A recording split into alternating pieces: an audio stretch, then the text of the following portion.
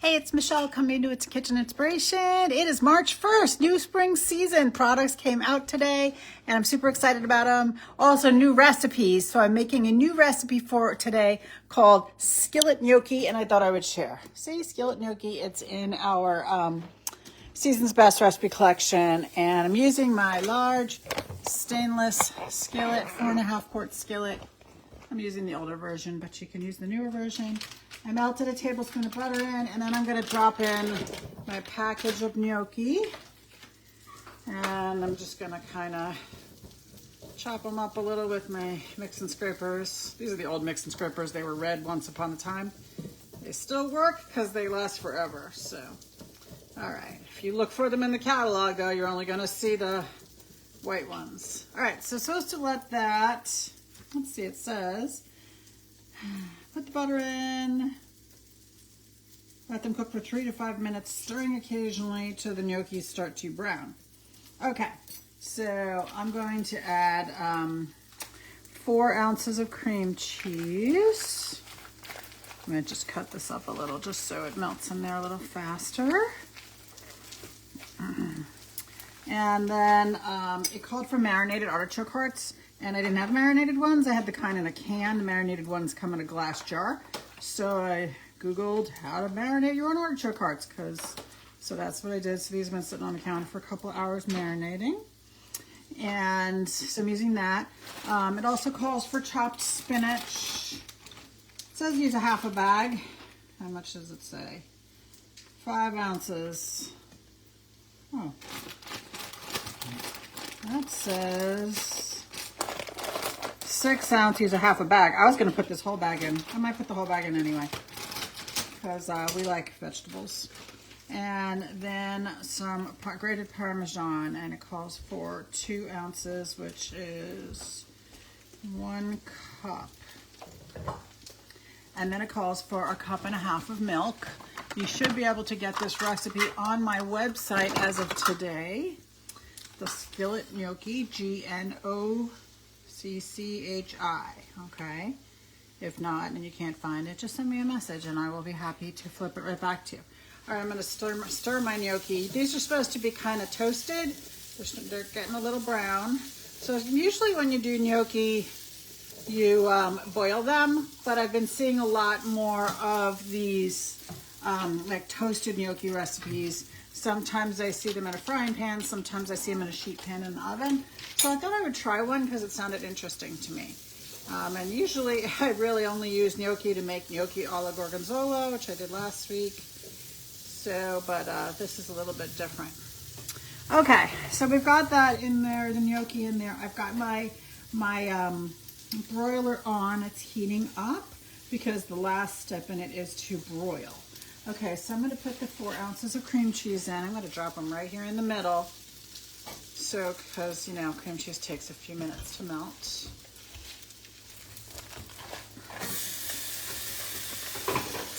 And I just kind of get that separated in there so it starts working. I like this recipe. It's really easy. And if you're looking for like a meatless Monday recipe, I know it's Sunday. Whoops. Runaway gnocchi.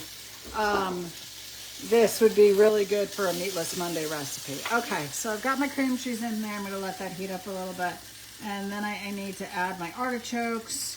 So I'm going to kind of drain them as I add them. So I'm not putting all this marinade in because it does say that they're supposed to be, oh, it said they're supposed to be chopped, but I didn't chop them. I kind of like them nice and big. So you can tell what they are. If you chop artichokes, you have no idea what they are in there. So. Put that in.